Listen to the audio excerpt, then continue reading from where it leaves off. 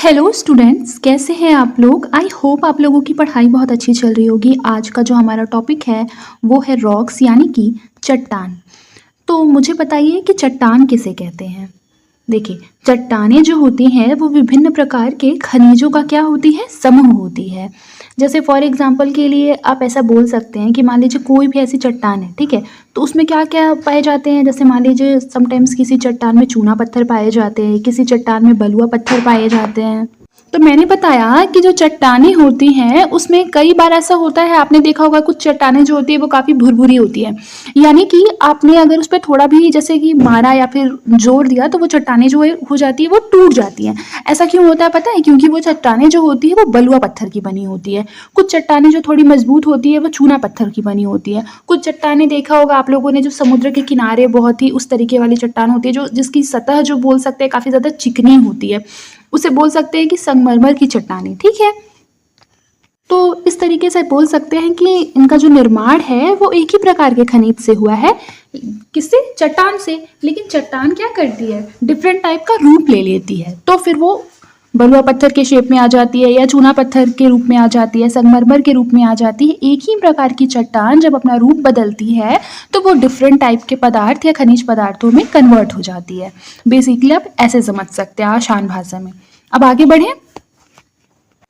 अगर कोई आपसे ये पूछे कि चट्टान की परिभाषा क्या हो सकती है, तो याद रखिएगा कि विभिन्न प्रकार के खनिजों का जो मिश्रण होता है वो चट्टान कहलाता है। जैसे कि देखिए, दूसरे शब्दों में हम ऐसे बोल सकते हैं कि भूपटल यानी भूपर पट्टी, जिसे आप क्रस्ट बोलते होंगे, क्रस्ट पर पाए जाने वाले जो पदार्थ होते हैं जो कि धातु नहीं है यानी कि अधात्विक है। याद रखिएगा, क्रस्ट पे तो धातु भी पाया जाता है और अधातु भी पाया जाता है। तो जो अधात्विक तत्व पाए जाते हैं ना, उन्हें बेसिकली हम क्या बोलते हैं, क्रस्ट बोलते हैं, या फिर चट्टान बोलते हैं, या फिर रॉक्स बोलते हैं। आप लोगों को समझ में आ रहा है। जैसे देखिए, चट्टानें जो होती हैं वो क्या होती है, अत्यंत कठोर होती है। जैसे ग्रेनाइट, ग्रेनाइट क्या होती है, ग्रेनाइट से लेकर अत्यंत मुलायम जैसे चीका मिट्टी, आप लोग जानते होंगे क्ले, वो बेसिकली क्या होती है, चीका मिट्टी बहुत ही चिकनी मिट्टी होती है। और जो ग्रेनाइट होता है वो क्या होता है, कठोर होता है। तो इस वजह से आप कह सकते हैं कि जो चट्टानें हैं वो अधिक कठोर भी हो सकती है और क्या हो सकती है, मुलायम भी हो सकती है। हम लोगों ने इतना पढ़ा। ठीक है, अब आगे चलते हैं। आगे अगर हम लोग देखें तो आप लोगों को इतना पता होगा कि चट्टानों का अगर हम वर्गीकरण करें तो चट्टानें जो हैं वो 3 प्रकार की होती हैं। फर्स्ट जो है हम लोगों का वो है आग्नेय चट्टान। सेकंड जो है हम लोगों का वो है अवसादी चट्टान, जिसे सेडिमेंट्री रॉक्स बोलते हैं इंग्लिश में, और आग्नेय चट्टान को बोलते हैं इग्नियस रॉक। ठीक है, और थर्ड वाला हमारा होता है रूपांतरित चट्टान या फिर कायांतरित चट्टान, जिसे मेटामॉर्फिक रॉक्स बोलते हैं। आप लोगों को इंग्लिश में भी नाम याद होना चाहिए। समटाइम्स मान लीजिए कि मेटामॉर्फिक को ही क्या कर दिया, देवनागरी में बनाकर क्वेश्चन बनाया जा सकता है। तो इस वजह से ये जो नॉर्मल चीज़ें हैं ना, उनका दोनों में आपको नाम याद होना चाहिए, इंग्लिश में भी और हिंदी में भी। इतना समझ में आया। अब आगे बढ़ते हैं। देखिए क्या लिखा है, ये हम लोगों का इग्नियस रॉक है। ठीक है, एक टाइटल है ये। देखिए, इग्नियस रॉक जो होता है वो स्थूल, परत रहित, कठोर संगठन और जीवाश्म रहित होता है। मैंने आप लोगों को एक बार पढ़ाया था पिछली क्लासेस में कि जो इग्नियस रॉक होता है जनरली उसमें जीवाश्म होता ही नहीं है। क्यों नहीं होता है? क्योंकि इग्नियस रॉक जो होते हैं, जब ज्वालामुखी उद्गार होता है बेसिकली, तो उससे कुछ कण जो है वो ठंडे होते हैं और उस कणों से बनना होता है इग्नियस रॉक। इसी वजह से उसमें जीवाश्म नहीं होता है और वो कठोर भी होता है, या बोल सकते हैं परत रहित भी होता है, क्योंकि वो तो सबसे ऊपरी परत वही होती है इग्नियस रॉक की। इस वजह से ऐसा बोला जा रहा है कि वो परत रहित होती है। आगे देखिए, लिखा है चुंबकीय लोहा, निकिल, तांबा, सीमा, जस्ता, क्रोमाइट, मैग्नीज, सोना, प्लेटिनम इत्यादि क्या होते हैं, बहुमूल्य खनिज होते हैं, जो जनरली किस पर पाए जाते हैं, इग्नियस रॉक्स वाले सरफेस पर ही पाए जाते हैं। फिर देखिए जीवाश्मों का अभाव, तो इन चट्टानों से खनिज तेल और प्राकृतिक गैस की प्राप्ति नहीं हो सकती है। क्यों? क्योंकि जीवाश्म नहीं है। और आप लोगों को इतना पता होना चाहिए कि जो जीवाश्म है वो आपस में क्या होते हैं, विघटित होकर या फिर आपसी क्रिया कर कर प्राकृतिक गैस बनाते हैं या फिर खनिज तेल बनाते हैं। तो इग्नियस रॉक वाले सरफेस पे आपको खनिज तेल देखने के लिए नहीं मिलेगा और प्राकृतिक गैस की प्राप्ति भी नहीं होगी। इतना आप लोगों को समझ में आया। अब आगे बढ़ते हैं। देखिए क्या लिखा हुआ है, इसको इरेज कर लेते हैं। देखिए लिखा हुआ है कि रासायनिक अपक्षय जो होता है वो बहुत कम प्रभाव पड़ता है रासायनिक अपक्षय का एवं भौतिक का अधिक। क्यों बताइए, ऐसा क्यों होता है? क्योंकि ये नॉन पोरस रॉक्स है, यानी कि गैर छिद्र युक्त रॉक्स होते हैं। इसी वजह से यहाँ पर जो है वो रासायनिक अपक्षय का प्रभाव जो है वो 9 के बराबर पड़ता है। क्योंकि मान लीजिए बहुत ज़्यादा बारिश हुई है, ठीक है, तो जब रॉक्स जो हम लोगों का है इग्नियस रॉक्स वो बहुत कठोर है, कठोर होने की वजह से उसके पोर्स क्या है, बंद है ना। तो बंद होने की वजह से वो पानी को सोख नहीं कर पाएगा। अगर सोख ही नहीं कर पाएगा तो बेसिकली डिफरेंट टाइप की जो क्रिया होंगी, रासायनिक क्रिया, वो तो हो ही नहीं पाएंगी। इसी वजह से यहाँ पर ऐसे लिखा गया है कि रासायनिक अपक्षय का प्रभाव जो है वो बहुत कम पड़ता है इग्नियस रॉक्स पर। आगे देखिए यहाँ पर आप लोगों को जो है वो पृथ्वी का एक छोटा सा कटा हुआ भाग दिखाई दे रहा होगा। ये पिज्जा के शेप का है, आप लोग ऐसा बोल सकते हैं, ठीक है। यहाँ पर आप लोगों को सतही आग्नेय चट्टान दिखाई दे रहा होगा, ये रॉक है। अगर आंतरिक आग्नेय चट्टान बोलेंगे तो उसका जो साइज होता है वो ज़्यादा बड़ा होता है और शीतलन की दर धीरे धीरे क्या होती है, कम होती है। और जो छोटे आकार का है, सतह पर कैसा है, छोटे आकार का है, और लावा के शीतलन की दर यहाँ पर ज़्यादा होती है। देखिए एक चीज़ सबसे इंपॉर्टेंट यहाँ नोट कीजिए, मैंने बताया कि जो सरफेस पर इग्नियस रॉक है शीतलन की दर बढ़ेगी। शीतलन की दर मतलब ठंडे होने की जो प्रक्रिया है या ठंडे होने की जो दर है लावा की, वो जल्दी होगी सतह पे, क्योंकि सतह पे ऑब्वियस सी बात है ना, उसको वायुमंडल की हवा मिलेंगे, इस वजह से क्या होगा, शीतलन की दर बढ़ेगी। लेकिन जब आप गहराई की ओर जाएंगे तो शीतलन की दर कम होगी, यानी कि और तेजी से, अगर इसको डिफरेंट लैंग्वेज में बोल सकते हैं तो ये धीरे धीरे जाएगा तो क्या हो जाने लगेगा, गर्मी बढ़ने लगेगी पृथ्वी की, अगर आप भीतर की ओर जाएंगे तो। अब आगे देखिए यहाँ पर क्या लिखा है, ये बहुत इंपॉर्टेंट है, इससे क्वेश्चन आ जाता है। स्टेटमेंट बेस्ड क्वेश्चन जो है ना वो इसी तरीके के फॉर्मूले से बनाए जाते हैं। लिखा है कि गहराई जो है वो व्युत्क्रमानुपाती होती है शीतलन दर के। मतलब मैम इसका मतलब क्या है, तो बच्चे इसका जो मतलब है, देखो गहराई जो है वो बढ़ेगी, ठीक है, तो शीतलन की दर क्या होगी, कम होगी, यानी गर्मी बढ़ेगी। गहराई जो है वो ज़्यादा होगी, ठीक है, तो शीतलन की दर कम होगी। गहराई जो है वो कम होगी तो शीतलन की दर ज़्यादा होगी। इतना ही बस इसको समझना है, ठीक है, क्योंकि व्युत्क्रमानुपाती संबंध होता है गहराई और शीतलन दर में। कुछ एडिशनल इन्फॉर्मेशन में मैं आपको ये बता सकती हूँ कि जो इग्नियस रॉक होते हैं जनरली क्या होता है ना, इग्नियस रॉक को कहीं कहीं पर प्राथमिक चट्टान भी लिख दिया जाता है बहुत से बुक्स में। तो आप लोगों को ये वाला जो नाम है ना प्राथमिक चट्टान, ये भी याद रखना है, इग्नियस रॉक भी याद रखना है, जिसे आप बोलते हैं आग्नेय चट्टान। और एक बात याद रखिएगा कि आग्नेय चट्टानों का जो निर्माण है वो गर्म मैग्मा या फिर लावा के शीतलीकरण से हुआ है। क्योंकि जब आप डेफिनेशन लिखेंगे तो आपको काफ़ी स्टैंडर्ड फॉर्म में लिखना होगा ना, आप उसको अपने समझने वाली भाषा में नहीं लिख सकते। तो शुरुआत यहीं से कीजिएगा कि आग्नेय चट्टानों का जो निर्माण है वो गर्म मैग्मा या लावा के शीतलीकरण या फिर जमाव से हुआ है। और एक बात नोट कर लीजिएगा कॉपी में कि चूंकि सभी प्रकार की जो चट्टानें हैं उनका जो निर्माण है वो प्रत्यक्ष या अप्रत्यक्ष रूप से इग्नियस रॉक से हुआ है। वी ऑल नो दैट कि आग्नेय चट्टानों से ही अन्य प्रकार की चट्टानों का निर्माण हुआ है। तो ऐसा कहा जा सकता है कि आग्नेय चट्टान ही क्या है, पैतृक चट्टान है। कई बार ये क्वेश्चन जो है वन डे एग्जाम में पूछ लिया जाता है, पैतृक चट्टानें किसे कहते हैं, तो याद रखिएगा आग्नेय चट्टानों की ही पैतृक चट्टानें कहते हैं। अब इसका बेसिकली जो आग्नेय चट्टान है उसके टाइप होते हैं। टाइप में आप बोल सकते हैं कि सतही आग्नेय चट्टान और आंतरिक आग्नेय चट्टान, ठीक है। तो आंतरिक में आप पातलीय चट्टानें, मध्यवर्ती चट्टानें में बांटते हैं। सतही चट्टान जैसे जो बेसाल्ट चट्टानें होती हैं उसे आप बोलते हैं सतही चट्टान। इस तरीके का कुछ जो है वो आगे हम लोग काफ़ी डिटेल में पढ़ेंगे। अभी जो इंट्रो सेशन है तो इसमें हम लोग जल्दी से चट्टानें और भी पढ़ लेते हैं, जिसमें मैंने आप लोगों को पढ़ाया आग्नेय चट्टान, अवसादी चट्टानें और रूपांतरित चट्टान। तो हम लोगों ने आग्नेय चट्टान कंप्लीट कर लिया है। अब हम लोग अवसादी चट्टानों की ओर चलते हैं। देखिए अवसादी चट्टानें क्या होती हैं, बहुत इंपॉर्टेंट है ये। अवसादी चट्टानें जो हैं वो आग्नेय अथवा रूपांतरित चट्टानों के अनुच्छादन से निर्मित होती है। यानी कि बोल सकते हैं कि अवसादों से जो जमाव हो जाता है ना अवसादों के परिणाम स्वरूप, तो उससे अवसादी चट्टानों का निर्माण होता है। इसी वजह से इसका जो नेम है वो अवसादी चट्टान पड़ा है, जिसे बोलते हैं इंग्लिश में सेडिमेंट्री रॉक्स। ठीक है, सामान्य विशेषताओं पर बात करें तो आप लोगों को पता होगा कि अवसादी चट्टानें जो है वो अपेक्षाकृत मुलायम होती हैं, जिनका जो निर्माण है वो सामान्यतया भौतिक, रासायनिक और जैविक प्रक्रियाओं के द्वारा होता है। देखिए यहाँ क्या लिखा है कि अवसादी चट्टानों में विविध प्रकार के जीवाश्म ईंधन संसाधन पाए जाते हैं, जहां अवसादों का जो निर्माण है वो भौतिक, रासायनिक एवं जैविक प्रक्रियाओं के द्वारा होता है।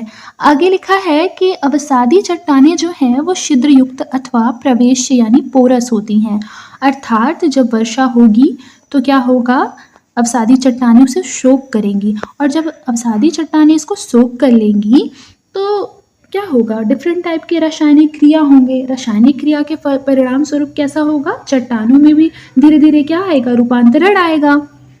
देखिए क्या लिखा है, अजैविक अवसादी चट्टानों के उदाहरण बालू प्रधान जैसे सैंडस्टोन, बलुआ पत्थर और क्ले प्रधान जैसे प्रवाल, चूना पत्थर, चिकनी मिट्टी आदि हैं।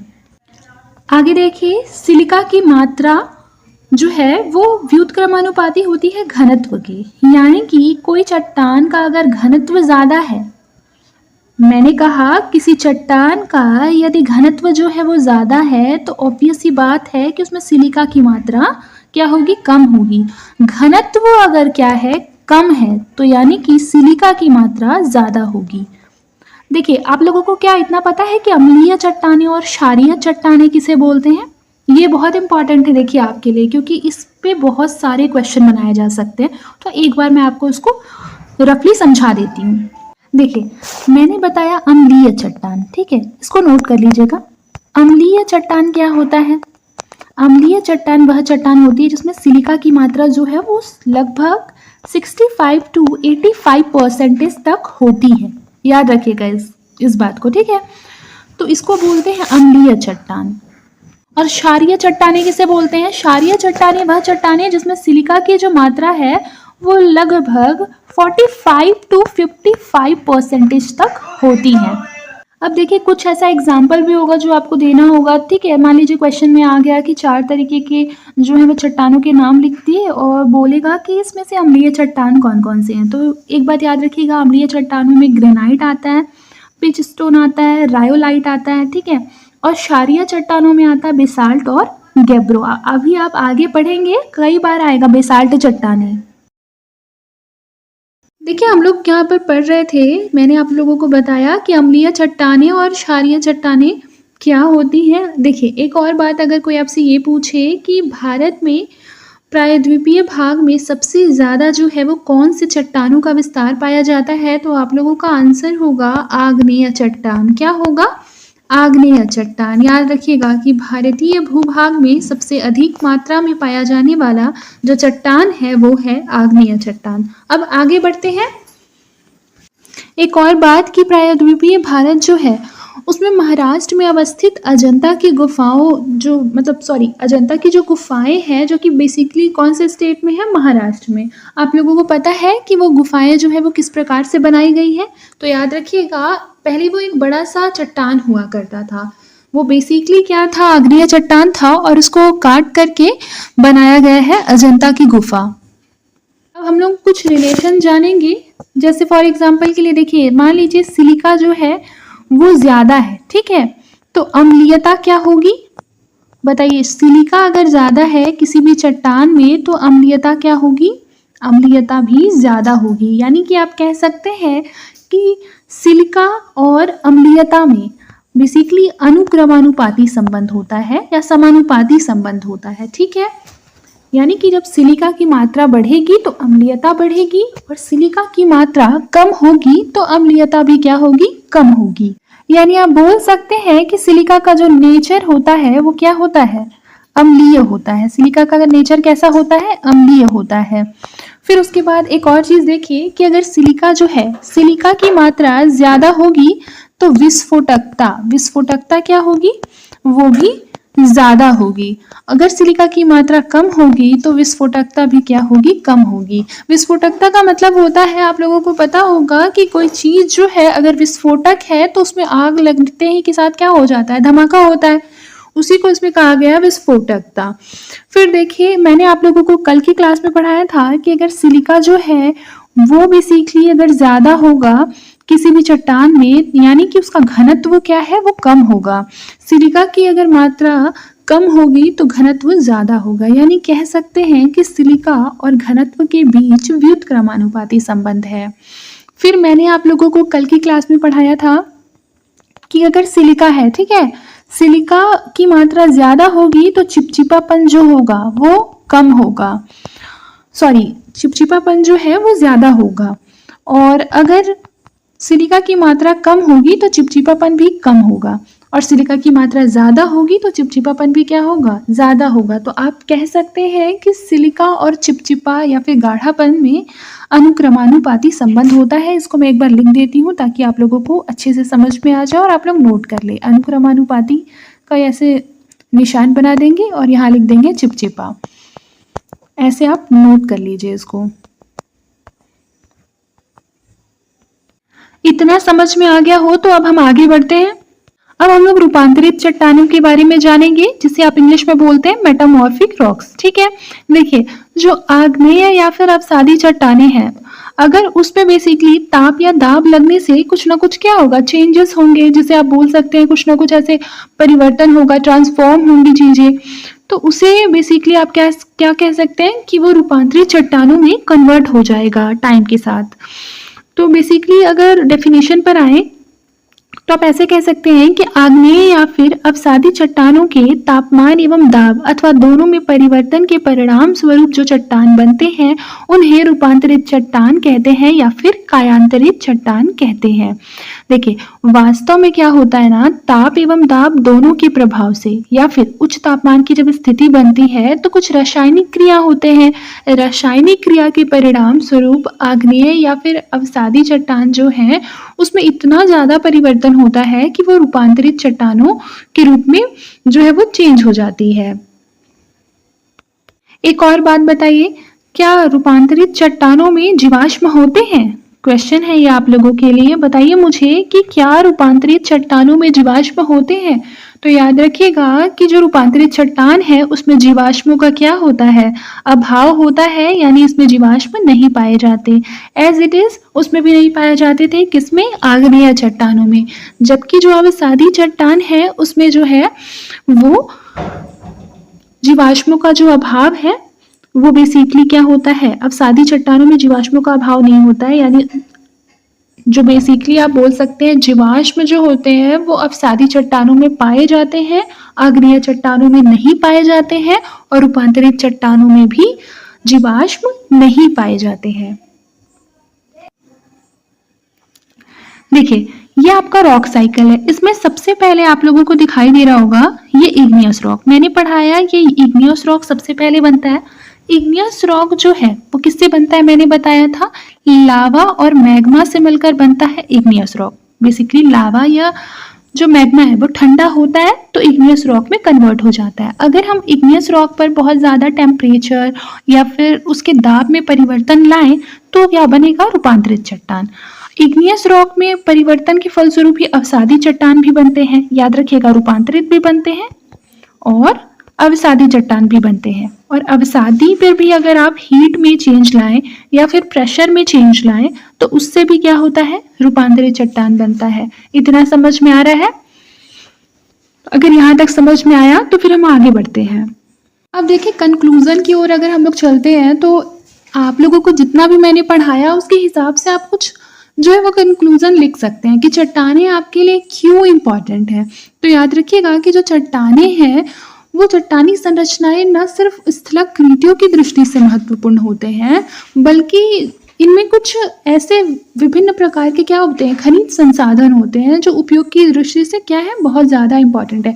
फॉर एग्जांपल आर्थिक विकास के लिए या सामाजिक विकास के लिए, सांस्कृतिक विकास के लिए बहुत सारे खनिज पदार्थों का यूज़ हर तरह से किया जा सकता है। जैसे मान लीजिए आर्थिक विषमता को दूर करना है तो अगर आपके क्षेत्र में कोई महत्वपूर्ण खनिज जो है मान लीजिए वो मिल गया, ठीक है, तो अब उस खनिज का खनन कार्य शुरू होगा जिससे वहाँ क्या होंगे, नई नई नौकरियां जनरेट होंगी, नई नई कंपनी आएगी, तो इस तरीके से क्या होगा, आर्थिक विषमता दूर किया जा सकता है।